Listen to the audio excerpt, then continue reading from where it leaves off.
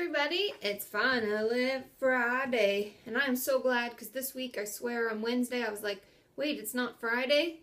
What? So, I'm really glad it's Friday. Oh my god. And I'm going out with a girlfriend tonight to catch up and to see her little baby boy because he's so cute. So, anyways, I'm doing the old school thing still because Sean has my laptop and it's making my life difficult and everything is odd.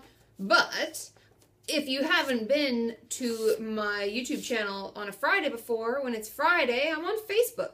So if you have any questions that you want to ask, if any of you are new, welcome.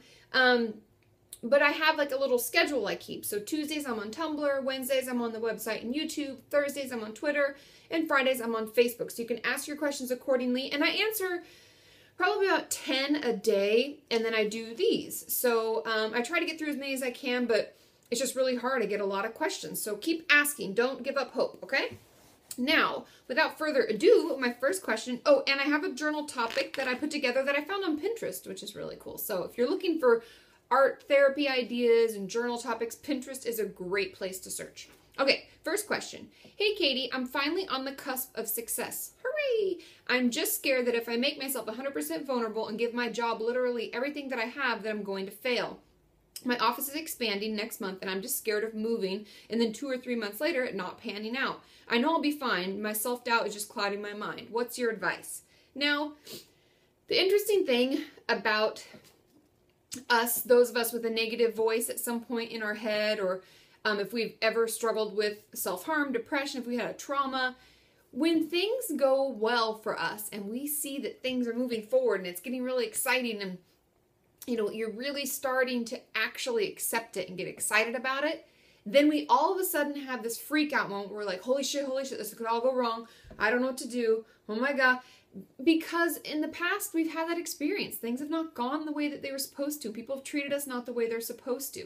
And if any of you are feeling this way, where you really want to try something, you really want to do something, but you're afraid to jump, you're afraid to do it for the fear that, you know, once you do, then the ground drops out from underneath you and you're lost, is number one, obviously, and you're all probably annoyed by this, is talk back to that voice. We have to take time to we're going to use some of our CBT skills. We're going to dig into that toolbox and we're going to pull out what we call downward arrow questioning, but I'm just going to call it, or what I say to clients is, let's logically talk this out and question through it. So our first question is, so you're afraid that you're going to fail and, you know, everything will drop out. So if that happened, what would that mean? Well, now I'm in a new place and you know, that's just really depressing. Okay, well, what are the so you're you're in a new place and it didn't pan out. So then what does that mean? And what does that mean? And what does that mean? We go through all these questions to figure out what it really is that we're so scared of.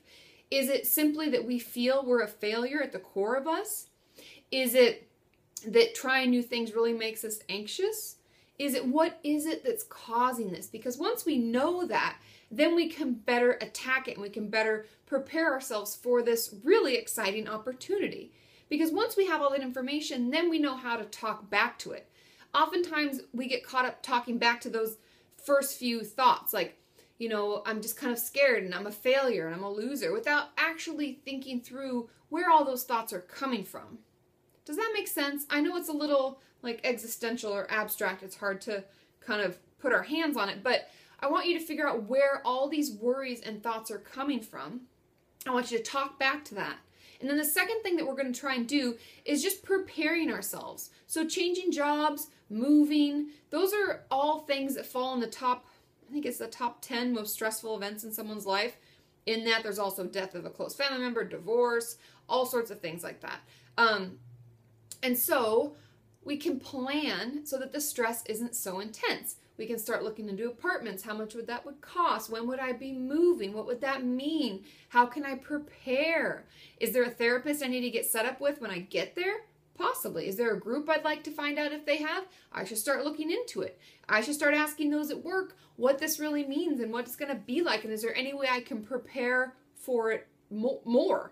Because the sooner we do that, the less worry there is, the less stress in the moment there is. If we already know who will call to move us, then we just make that call and we've already kind of prepped them. If we already have an idea of a few places where we'd like to live, it makes finding an apartment much easier. Talk to our family about it. We just need to get our support team and ourselves on board and prepared for this transition, because as exciting as change is, it can be really stressful. And sometimes I find it can cloud over all that excitement and all the amazing things that we've done to get us where we are. Okay? And let me know how it goes. And if any of you have tips and tricks to share with this to kind of get through that worry of failure and things not panning out, can you let us know below? Okay, question number 2.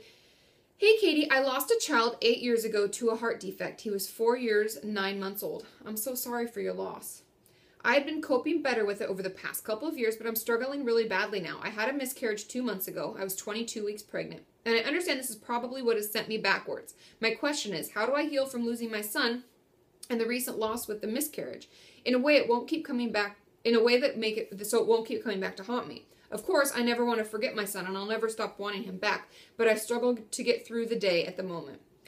First of all, I am so sorry for your loss. I honestly, I can't even imagine what you're feeling, and I'm so sorry that you've had to deal with this and a miscarriage. And for those of you who've struggled and had miscarriages, I often feel like people don't give that the grieving time and the respect that it deserves, because having a miscarriage is losing someone. It's a death in the family, and we need to take time to grieve it. And so what do we do when this happens? Now, this person is completely right. Having the miscarriage brought up all the stuff that we had already kind of tried to deal with and stuff down, or however we were managing it from before, from losing our child earlier. And losing another, it just stirs that all up. It's like a lot of my patients who've lost like a parent or a grandparent, then when they lose another member of their family, even if they weren't as close to that member of their family, it stirs up all the stuff from the first person that passed away, because it's so closely linked, right? We've lost someone we really cared about, we really loved. We can't imagine how life can go on.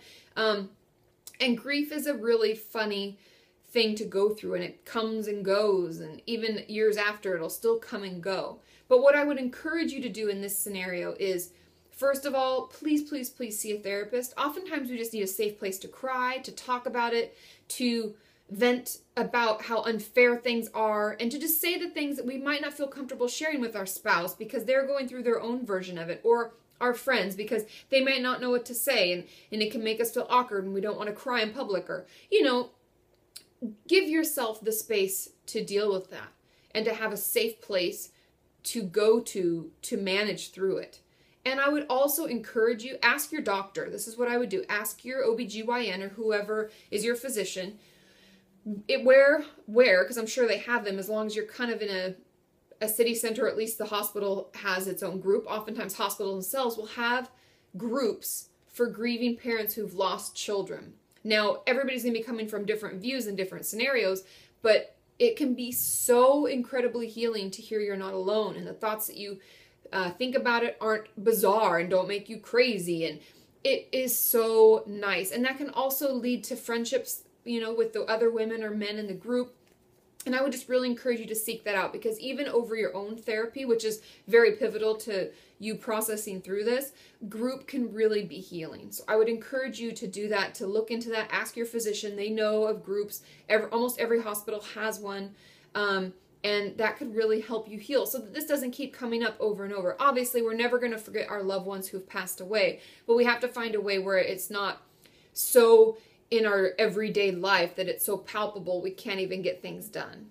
Am I right? And if any of you have any links or things that you want to share for how to find groups like that in different areas, please share them below, because I'm sure there are other people out there that are hurting that haven't asked a question, and the more areas and things we can find for them, the better. Okay? Now, question number 3. Hey, Katie, I'm going to be visiting my parents soon, and I find seeing them triggers a lot of negative thoughts. I fear they'll be judging my body, etc. Is there anything I can do to prepare so that I can enjoy it more? Now, I hear this a lot. My parents are, you know, dysfunctional in general, or they don't eat properly because they're always on diets, or they say things that are really hurtful, or they're always yelling at each other, or whatever. Now, the best thing that we can do is plan. Plan for our trip. Plan outings on a day that may be filled with family stuff. At the end, go out with your friends. Plan a friend to pick you up and take you to lunch. Make plans. Bring your tools. Bring your journal. Bring your music. If there are other things that you can bring, if you like to do art and stuff, make sure you have some kind of things available to you so that you can do it when you're there. Because the thing that I find is when we go home, we kind of revert back to the way that we used to be, and families really know how to poke our buttons and they can really get us stirred up. So the more prepared we are, the better. And there's so many things that you can bring with you, so many things you can do. Just know that you're never stuck there. Always know you have a way out, whether you call a friend to come get you, you call a cab, you lift it, you walk to town, you go to the library and spend half a day. Just make some plans to get you out of the house periodically so that you don't feel so stuck there and like you can't escape what they're saying, you can't escape their eating habits. Make it safe for you. And then those are your boundaries. Once you have plans, you have things that you're doing, I would just say if they're going to get in a huff and be like, but you're not spending enough time with us, be like, I have to see people from my life too, and this has to be fun for me too, and I love you, and I'll be back. But you're, just set some boundaries, show some respect both ways, and I think that you'll feel a lot better.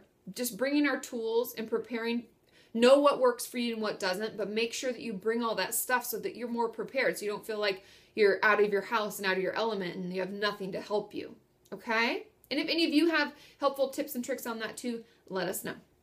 Now the journal topic, okay, so it's more of an art project, and I just really like this, and I've actually used to do this at this old group I ran at the eating disorder clinic called the Body and Soul Group. Now this is, what does your soul look like? Let's get creative this week and pull out your crayons, your markers, your paint, and your paper. What do you visualize your soul to look like? Is it bright orange? Is it red? Is it deep purple? Is it swirling? Is it scattered? Is it focused on one thing? What's your soul look like? And then take some pictures and share them. Tweet them to me, send them to me on Instagram. Anything. I'd love to see your beautiful artwork. Now have a wonderful weekend. I will see you all on Monday, and on Tuesday I'll be on Tumblr, so ask your questions there using the hashtag KDFAQ. It's Fun to Live Friday. Bye!